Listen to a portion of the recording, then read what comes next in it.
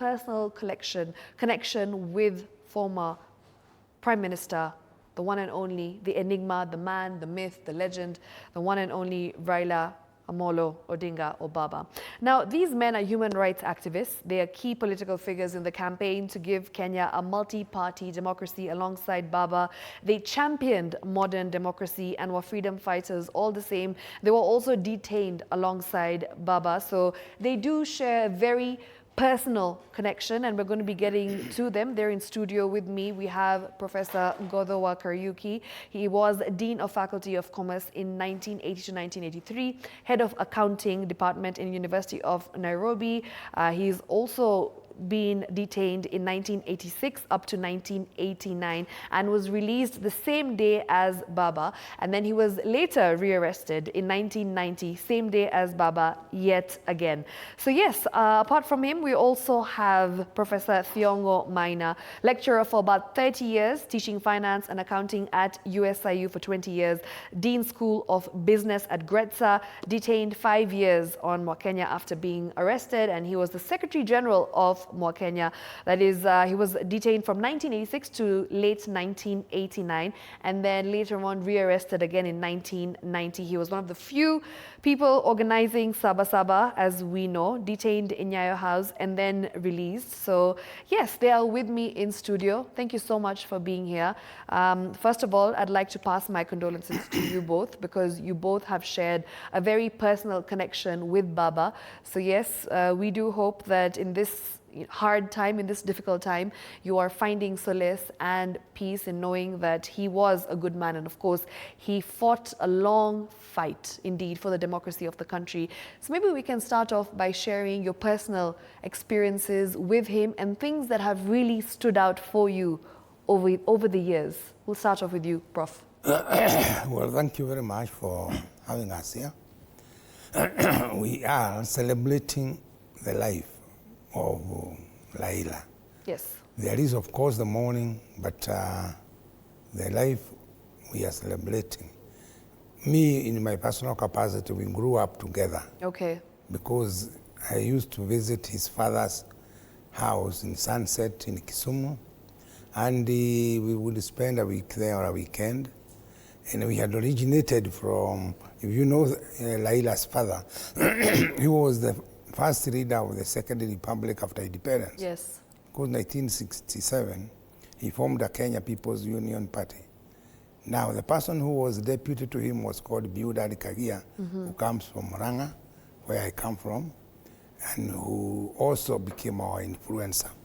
So we start a long way. We start from there, then we grew up together, and then we knew each other as we grew up. All right. And what about you, Prof? Thank you very much.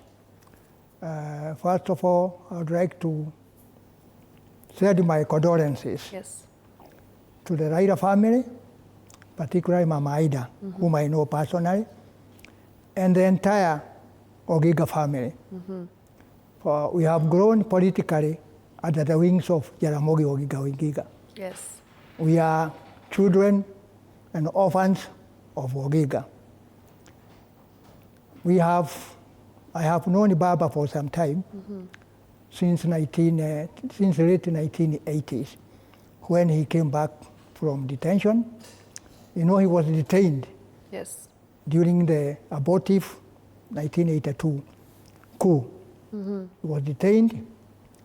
At that time, we had been operating underground, opposing the dictatorial regime, first of all, Jomo Kenyatta, and then later Moi.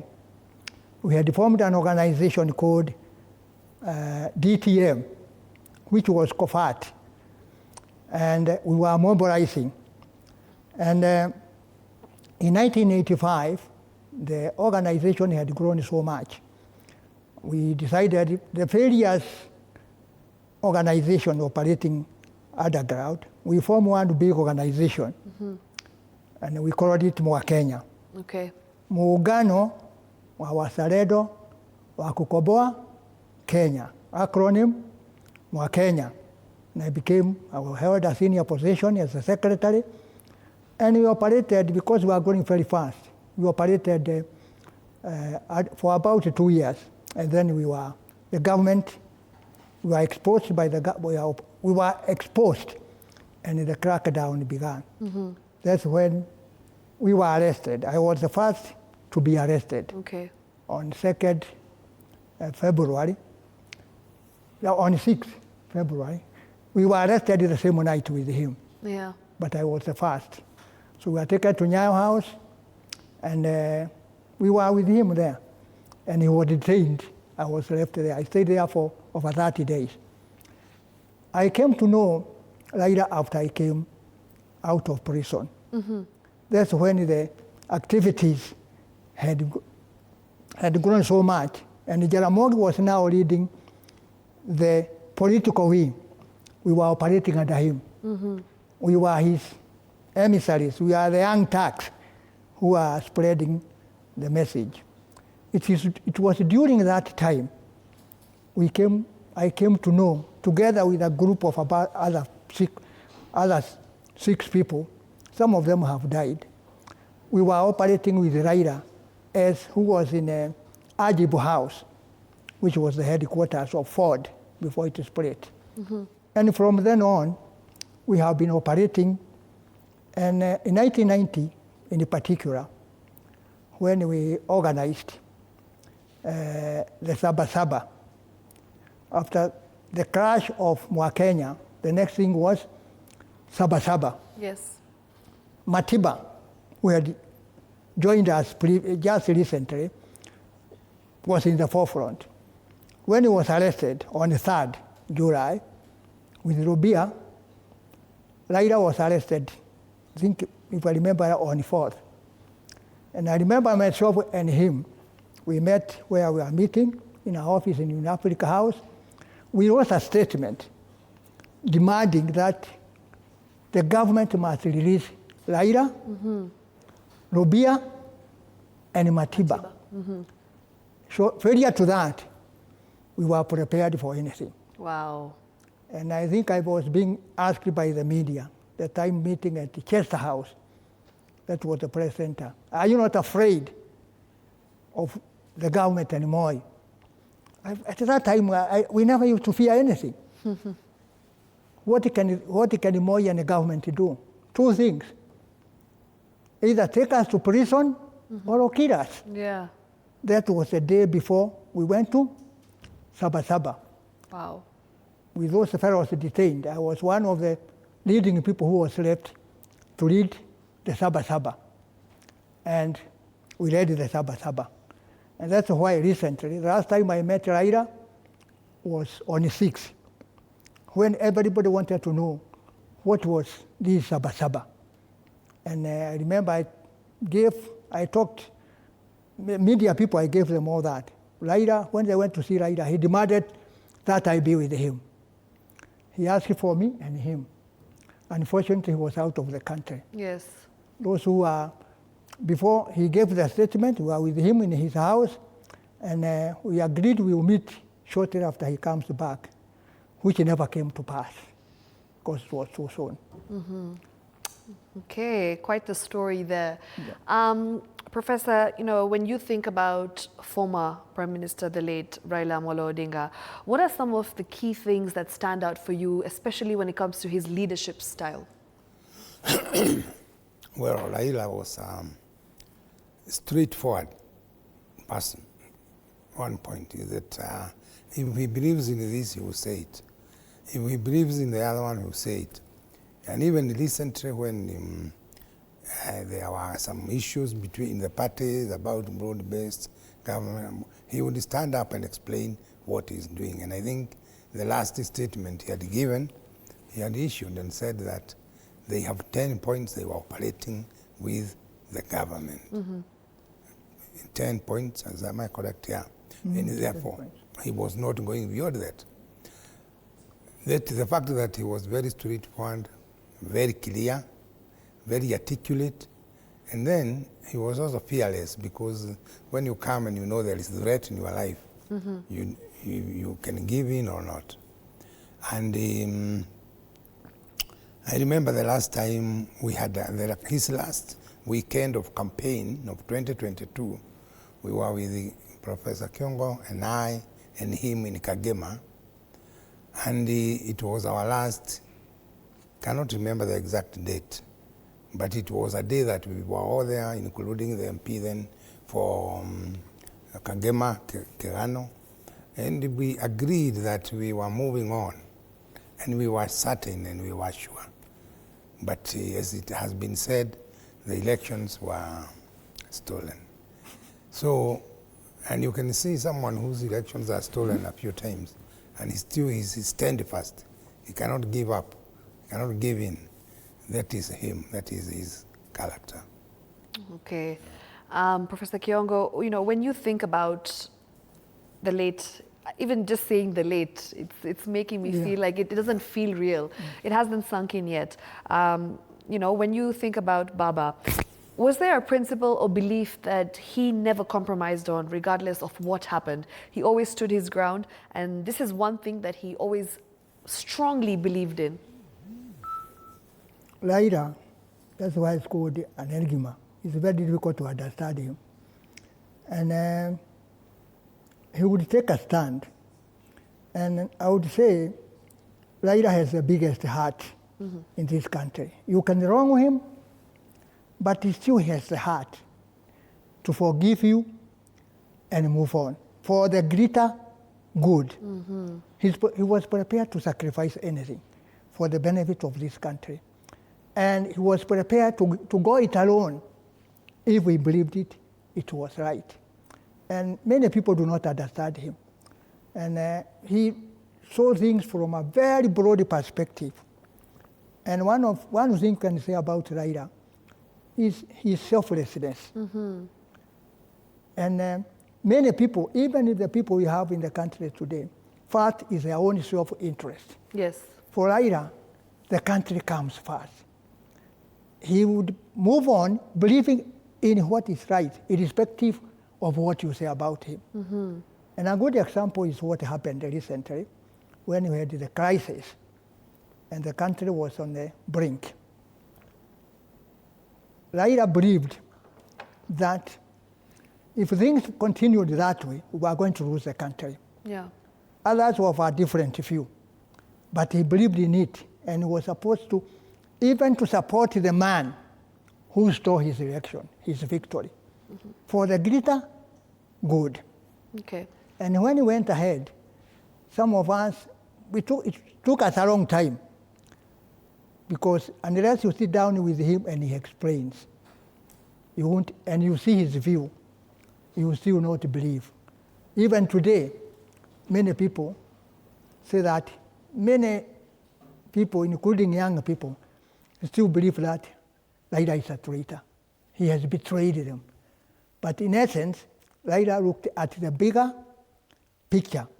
It is very difficult, even for us, to accept that we are working. He was working with this government. So what I can say is that Raila has a big heart. Okay. And he would pursue a cause if he believes in its righteousness. And I think up to that, he was prepared to pay that price for the greater good, for the good of this country. Okay. Yeah. Okay. Prof, you know, he had many political setbacks in his life. His career was filled with ups and downs, more downs than ups. And he was a fighter. He kept going, he kept overcoming challenges. What do you think kept him going despite all of these challenges in his political career? Well, if you understand the challenges and you are ready to take them on, you move on. Raila had also a father. His father was a very strong believer and a very committed person. So if you knew the father, you could see Raila. You could see the father through Raila, because his father was a great person, someone who stood up in the country when everybody else in the Kenyatta regime was against him, when he was condemned, when tribalism was issued, as some are being Kikuyu, the others Luos. The father stood up. And those who know that history, and I'm sure There are books written, but most of our young people have not read. If you read the book about Mzee Odinga, then you can see the blood of him in Raila. Yeah. And therefore, I also remember the father was one of those people educated a long time ago. So he had also come from a background that was properly educated and enriched. He had also had an exposure. He had gone to East Germany for his university, and therefore he had also been exposed there. There were some students from other countries in Africa who may not have afforded to have TV and what. And if you went to his place in Germany, all those people from Eastern Africa were welcome. He had a kind heart. Yeah. Okay. Right. Now, we saw what happened today. There was chaos, the crowds that gathered in Kasarani. It just goes on to show how loved he was. Of course, this disruption was something that nobody expected. Moving to JKIA and then from JKIA all the way to Kasarani. It's something that nobody would have seen coming because this is something that has never happened in the country before. What are your thoughts of this, Prof? When you see the love, when you see the fact that the power that he was holding within him to be able to influence all these people so that they're filled with so much admiration for him that they decided to just leave everything aside and go there and pay their final respects to former Prime Minister, of course, the late Raila Odinga. So is this something that you ever thought would be happening? And, what did you feel after seeing this? Raila is loved and loved beyond belief. The reason for this is that the history of this country is a history of betrayal of the ordinary people. Many people would use the people during elections, and as soon as they are through, they betray them. And they don't care about their. Later, he shows that he cares about the ordinary person. And that has given him some kind of social magnetic pull. He pulls, even his enemies admire him. They don't agree with him, but they admire him, because he's a puller. He pulls people.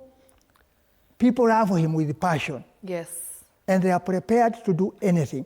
When I saw what happened this afternoon at Kasarani, and I was listening to the news, there was, I think, some misunderstanding. When the venue was changed from Parliament, yeah. They came here.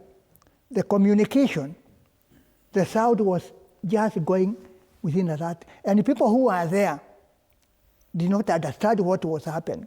And they suspected something was happening. And this is their money there. They are being brought to go and pay the last homage. Some of them do not believe Raila is dead. Because believing in that he is dead, who is going to be for them? They can't believe. So that passion, they are prepared to die for him. Yeah. Okay. Right. Now, the fact that you share a very personal connection with him, your journey, especially when you were detained, both of you with him.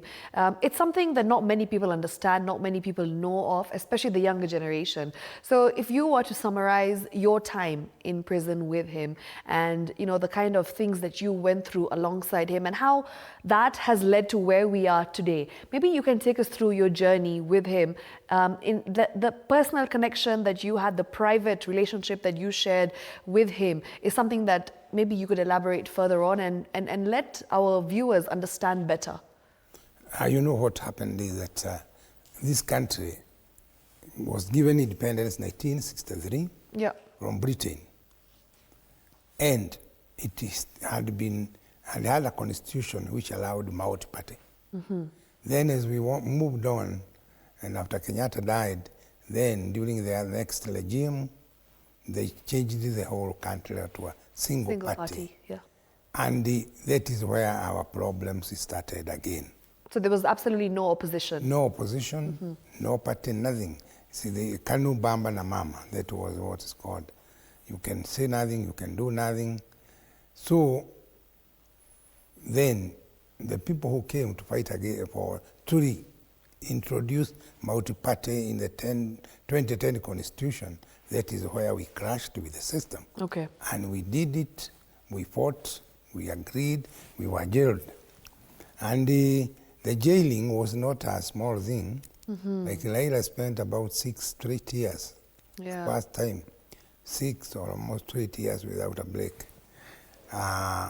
Then we were arrested, and when we were being released, we were released together with him. Me and Nagina, and Padre Onyango and Amina, we were released at State House by President Moi, and then we came out. Then immediately after that, there was the claim for multipartyism. Matiba and Irubia had joined the call, so they found multipartyism as a salvation. On the Saba is the famous 7th July movement. Yes. When we were holding the meeting, that is when then the hell broke loose. Those 3 were arrested, then Raila arrested later, then we others were arrested later on. Ours was trial, criminal trial. We had 7 counts and we were found guilty of all the 7 counts. And each count was 7 years, so we were supposed to be jailed for 49 years. 9 years. And then we were put in, and even when we appealed, we were held in, no bail pending appeal, until some time later when things, internationally, things started changing and the pressure was too much. So even the courts agreed that we could be tried when we were outside. That was Anyona, Kazango, myself, Professor Oyugi. Then when we were put in, when we were released later on bail pending appeal, it was a judge called Ouko. And you can know when the moment he gave us bail, he was hunted by the system. So the system had become so bad, so obnoxious, that there was no room. Everybody would, even a wife would suspect a husband, or a husband would suspect a wife. Therefore, because they can be asked, what does he or she say? And there is the history of those people who were jailed. I have written a book called 2 Weeks in Hell that explains the torture in Nyayo House torture chambers as you are arrested. There's another one on the years of detention, which also explains now inside there, the prison. Prison itself is a nasty place, because prison, you have a cell, or you are 5 of you in a cell, except if you are political prisoners, you are kept in a separate cell alone. You are in a block of 20 cells, and you are in that block alone, so that you can feel lonely, you can feel sympathetic, and then a preacher is brought to you on a Sunday, who preaches to you when you are in the cell, telling you to repent, so that you can be released. So the life was very bad, and prisons are bad stories. So it is only maybe by going there that one would understand what it is. Even just visit and see how people stay. It is important to add Yes. that during that time, today we are talking about Raila, because he took a very prominent role. It's important to note during the late 1980s and 1990s, there were many other people who were arrested, detained, or jailed. As the secretary of CAPO, I kept the record. Yes. The people who were detained. And even when we went to prison, we found others there. People like Maina Kenyatte, we found in prison. And prison is a university. If we think that you are going to take somebody to prison to soften him, you harden him.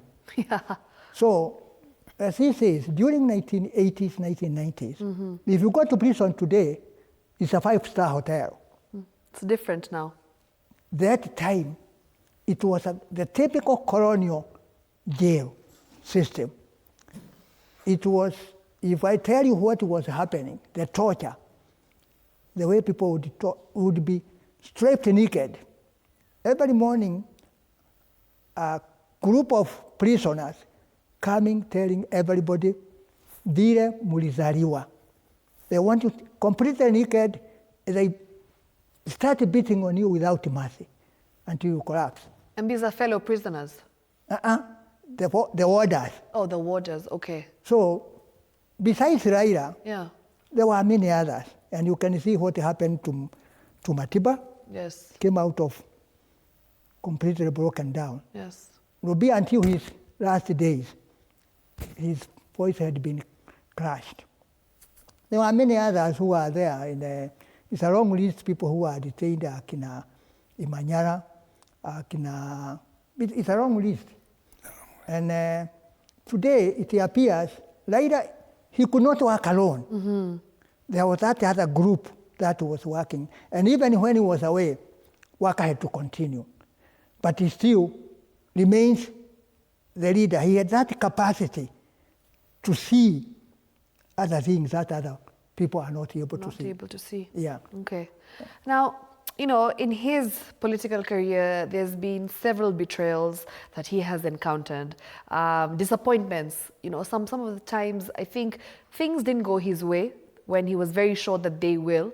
Of course, his career has been something that has been written about, has been spoken about, not just in Kenya, not just in Africa, but internationally as well. He is known to be the opposition leader of all opposition leaders. How exactly did he handle betrayals or political disappointments, Prof? Well, what would happen, you know, with Raila, mm-hmm. He was used to that. First, I must also say he grew up in that house where the father was a subject of betrayal, torture, sometimes just house arrest for a whole year, where the father could not move from Kisumu. So he understood. And he also understood what betrayal means. But what he wouldn't do, he never tried to pay back revenge. Betrayal for betrayal. Mm-hmm. That was his salvation. Because the moment you start fighting back with the same weapons, you hurt yourself. Yes. So that is one area where he was very good at. The other one was he was magnanimous to the people who were surrounding him. Mm-hmm. There were people, of course, they had some business. There are people he would employ. There are some who would betray him. There are some who would just say, go there. They are employed as workers, but they are actually agents of the state. So he had a stamina of a certain kind, and he had a spirit of togetherness. He had a spirit of bringing people together. We have wronged you, but we can move on. Also, when you wrong us, we won't repeat. Mm-hmm. So that is him. And that is something that we shall miss on him. He was here when we formed the FORD, the first party forum for restoration of democracy. Then somewhere in the process it was split, and the first multi-party attempt did not work. So he is a person who has gone with a lot of knowledge. But he has also helped push this country very far. Mm-hmm. I know there are people who may argue like now, why do you have a handshake? Maybe only when you understand the system of humanity. Handshake was created because people can greet each other, forgive each other, and move on. Okay. And that is how he kept explaining it. So, sorry. No worries. Okay. All right, let me just take a story, but we'll definitely come back to that conversation. I will ask one of our cameramen to put your phone on silent as we continue.